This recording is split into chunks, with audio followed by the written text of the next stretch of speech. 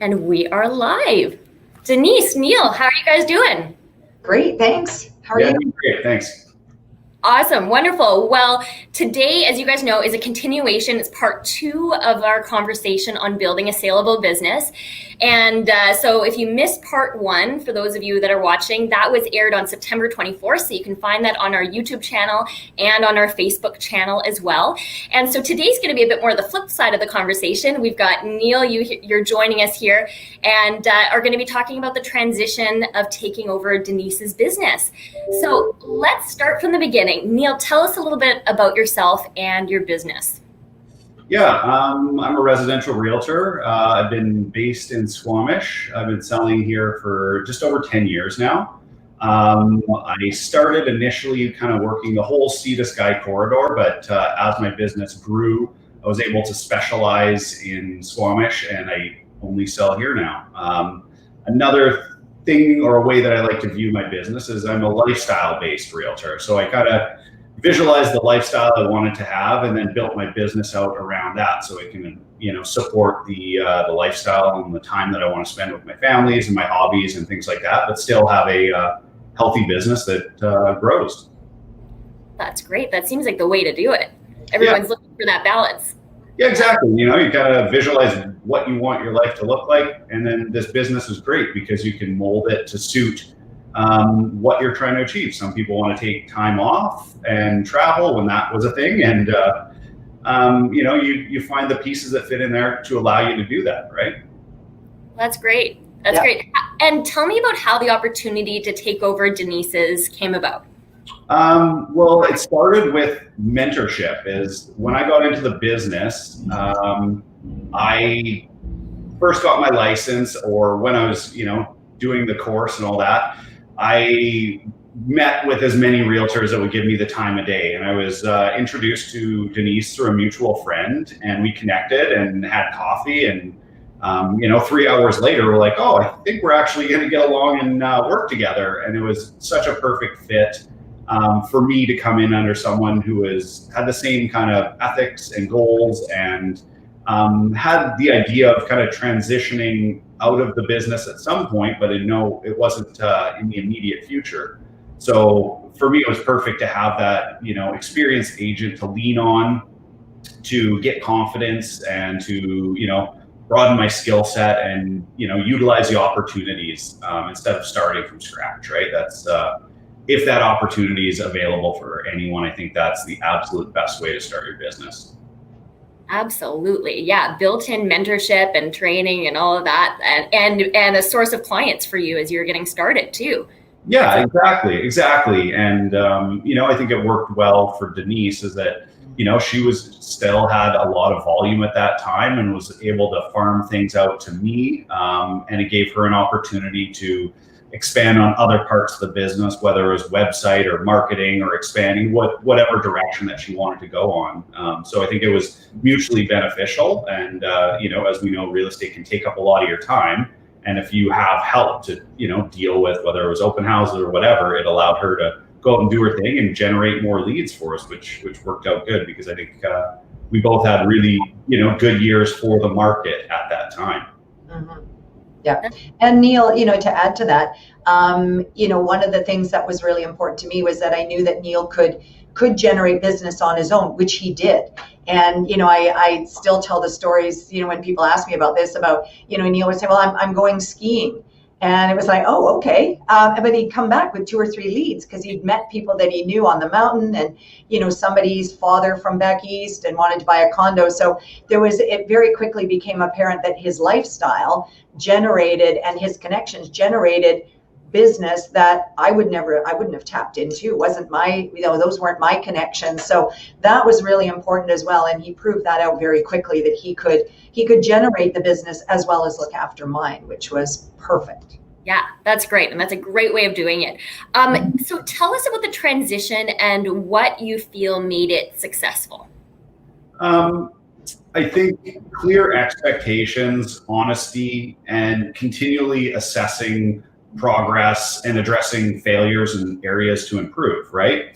When we started, we're like, okay, well, let's just go a couple months at a time and, assess how it goes. And we would still meet weekly and talk about what was going on, or, bi-weekly or whatever. But I think that was a big part of it, is when I was brand new, Denise's expectations that she had for me were, set accordingly. And as I developed more skills and more business and, started doing deals on my own and, leaning on her in different capacities, we adjusted, kind of what my role was, and also the compensation. And I think that's a big thing, is that we kind of had a loose framework, but I think we honestly kind of took it transaction by transaction and said, okay, well, what was your involvement in this one? Where did the lead come from? What marketing costs am I covering for you? So it was a good way to have a lower overhead as a newer agent. And, I still compensated for the deals that, were generated by Denise, and I paid, a percentage or whatever for the deals that I brought in. But I think it worked really well, because we were both kind of happy with it. It was both kind of, bonus income for us. And again, we would always just stop and reassess and communicate, right? Like any relationship, personal, professional, don't, let things get bottled up, or if there was things that weren't working out, have that honest conversation and address it sooner than later. Mm-hmm. So important. And I always felt that Neal and I communicated well on the same level. We did sort of operate on a similar way, and so it was never an issue. And I always sort of felt that err on the side of generous. His involvement, it grew very quickly, and his knowledge. I never had to worry about what Neal was going to say to anybody. He handled himself in a very mature manner. There was never any question, and he always called if there was a question. So it worked out really well. It did. That's great. Communication is key. Yeah, absolutely. And that kind of leads me into my next question, is what made Neal a good candidate for the position? What were you looking for in someone to take over your business? Can you expand a little bit on that? Yeah, my daughter had worked with me for 4 years, and then she went into pre-sales, and then I had someone else work with me that, great gal, but we were on two completely different planes. So when that kind of fell apart after about 4 or 5 months, so I wasn't actually actively looking for someone, but I was introduced to Neal. And so, he was given my name and number. He called, we met for coffee. And like he said, 3 hours later, I just thought to myself, if I don't grab that young man, somebody else is going to. I just thought he gets it. He totally gets it. So, came back to him. We had another meeting, kind of made a presentation to him about what I was looking for. He went away, talked to family and friends about, what this could entail. And then we agreed to work together. But it was, there was something about the communication that we had over that coffee meeting.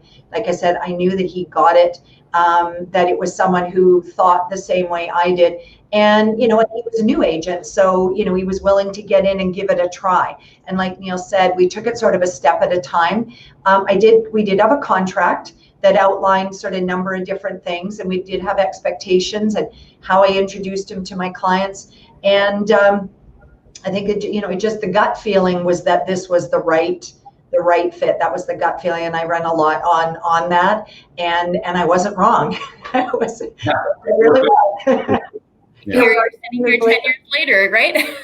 Yeah, exactly. We still have a great working and professional and personal relationship. So it's it worked out far better than either of us had possibly imagined. And for me, I initially wasn't planning on focusing on Squamish. I lived up in Whistler. I wanted to be a Whistler realtor.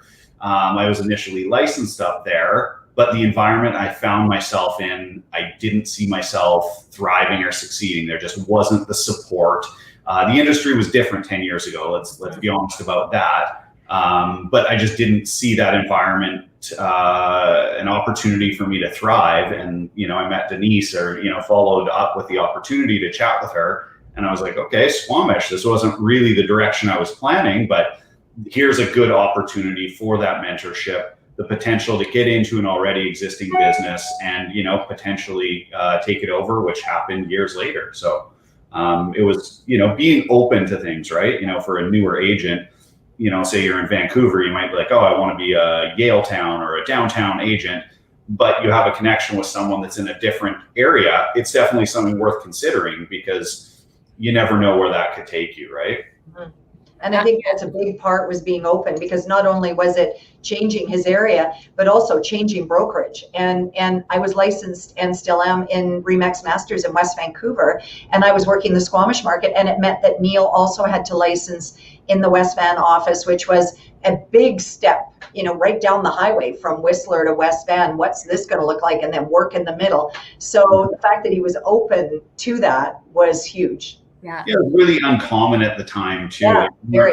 Many agents, specifically in Squamish, out of non-local brokerages. Denise was one of the first people to see the opportunity and professionalism from these other brokerages. Not to take anything away from the local brokerages, it was an opportunity that she saw at that time with the ownership and the leadership there. And I kind of saw that as well. I was like, oh, I really like this opportunity. And we were able to turn that into an asset in the way that we pitched it to our clients, saying that, we are Squamish realtors, but we're based out of Vancouver. All the connections that we have through these great group of offices, all these other agents, made us the kind of go-to specialist for Squamish, which I think has been super beneficial to my business, as I get lots of connections and referrals, or even if it's just a question, for someone from one of our offices coming up here.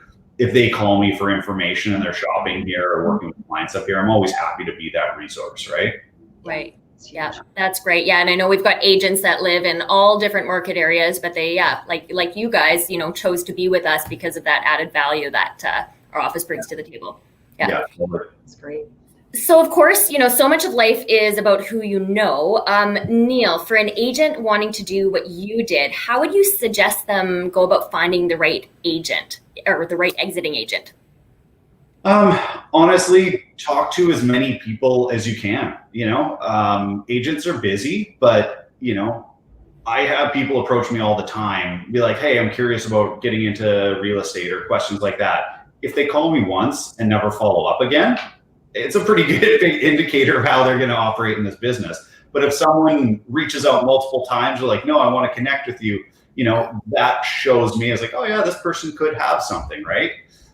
So if I were in this position again, I would talk to people and be like, hey, who's a good agent, good solid person that I would have a good fit with, or who would you recommend, or do you know anyone thinking of taking members on? They might not even be thinking about it at the time, but talk to your respected colleagues and management and see if there's a fit, right? Whether it is in the brokerage that you're in right now or one of the other offices or whatever, but have as many conversations as you can. And it's that gut feeling, like Denise said, it's like you click, you're like, oh, this is someone that I want to invest my time and energy with, right? It's a business relationship. It's no different than any other relationship, right? It has to be that right fit, and you have to work at it. Absolutely. And like you said too, Denise, sometimes, you got to try a couple people out and see how that works. And sometimes it doesn't work out until you land on the right person. Yeah, absolutely. Yeah.